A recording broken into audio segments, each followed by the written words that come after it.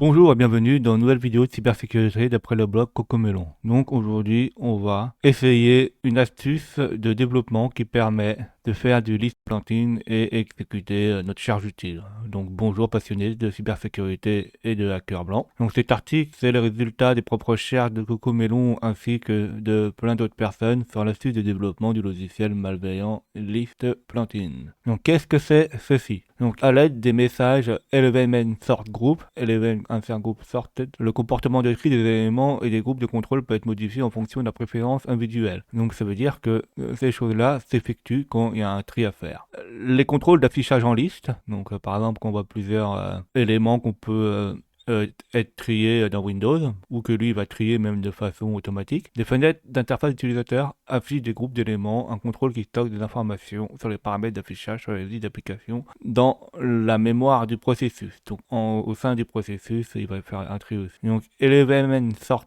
Item List View et il y a aussi Syst Loop View 32. Donc c'est ça qui permet aussi de regarder, de trier les items, de voir la vue et pareil de faire un tri aussi dans le view en 32 bits. Donc le list planting peut être effectué en copiant du code dans l'espace d'adressage virtuel d'un processus qui utilise un contrôle de vue de liste, puis en utilisant ce code comme rappel personnalisé pour trier les éléments répertoriés. Donc le fait qu'on peut le copier dans l'espace d'adressage virtuel du processus nous permettra d'exécuter notre charge utile. Alors là, on va voir un exemple pratique. Donc l'astuce est assez simple. D'abord, il faut récupérer le handle de Windows. Donc la première chose là, il va essayer de trouver le titre de la fenêtre sur lequel on va faire le tri, on va récupérer le handle. Donc ici c'est le registry editor en anglais et nous on le fera sur la version française qui est l'éditeur de registre. Alors nous ce sera un peu plus compliqué parce que dans la langue française ou dans d'autres langues, on a des caractères spéciaux qui où il faudra faire un encodage d'UTF-8 à UTF-16 parce que l'éditeur que utilise que l'UTF-8 et il faudra se débrouiller avec ça, mais c'est possible. Et c'est important parce que ça pourra faire le même exploit sur plusieurs titres et même s'ils ont des caractères spéciaux, des langages spéciaux, on pourrait aussi bien avoir ceci en japonais, en chinois, en russe, en hébreu, en arabe. On pourra quand même utiliser ces caractères-là et exploiter cet exploit sur les différentes langues des systèmes Windows. Donc ensuite, il faut récupérer l'ID du processus et l'ouvrir. Le processus qui va être ouvert par Open Process. Donc là, avec Get Windows Trade Process ID, on va récupérer le ID. Et avec le ID, là, avec Open Process, on va l'ouvrir.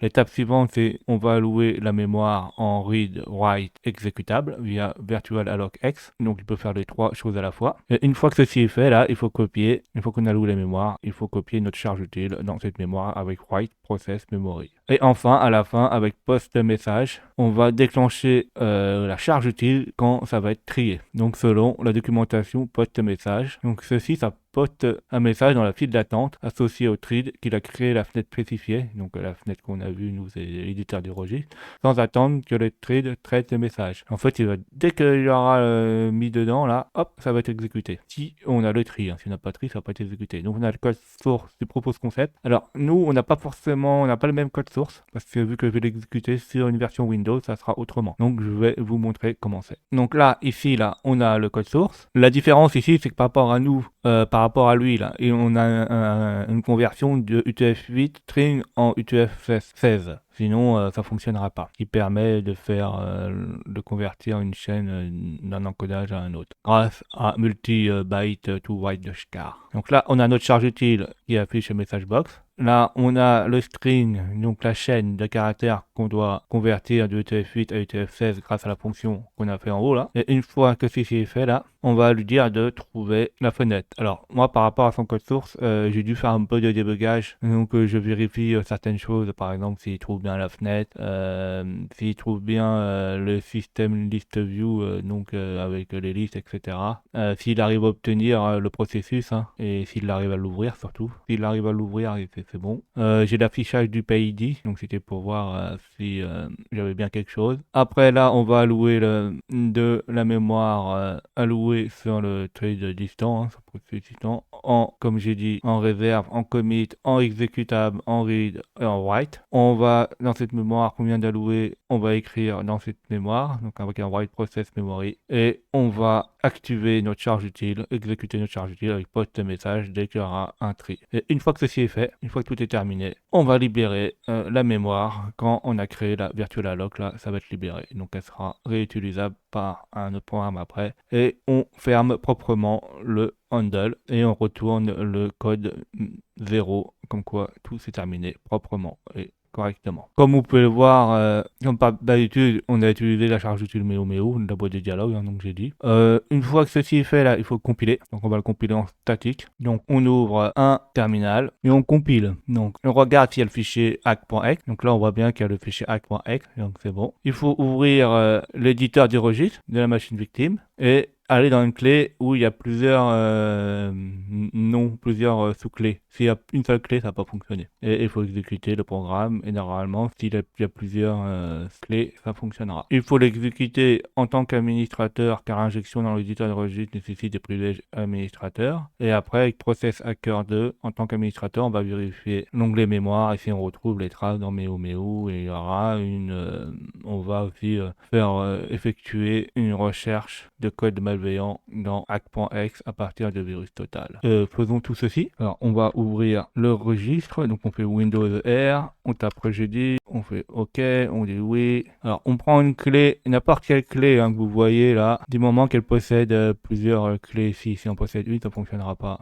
Par exemple, j'utilise celle-là. On ouvre un terminal, par exemple PowerShell, en tant qu'administrateur. On exécute hack.exe et quand c'est exécuté, là, on voit que Meo est activé. Alors, une fois que ceci est fait, là, on exécute Hacker Process en mode administrateur. Donc, on clique une fois pour l'ouvrir. Et après, là, dans Hacker, on met Show Detail pour All Process avec le petit bouclier qui est bleu et jaune. On fait oui. Là, on clique sur Regedit. On va dans Memory, dans String. Et là, on fait OK. On laisse que la taille minimum est 10. On fait Filtre. On fait Content. Et par exemple, là, on tape Meo. On fait OK. Et on voit que Meo est en mémoire. Si on clique deux fois, on le trouve ici. Donc ça a bien été injecté. Après, on va le mettre dans Virus Total. Donc on ouvre un navigateur. On va sur Virus Total, on choisit le fichier. Donc là, une fois qu'il est choisi, là, on confirme le téléversement ou l'upload. On attend que ça analyse. Alors on n'aura pas forcément les mêmes versions, les mêmes codes que la personne, parce qu'en fait notre charge utile est connue depuis longtemps, et en plus elle n'est pas chiffrée.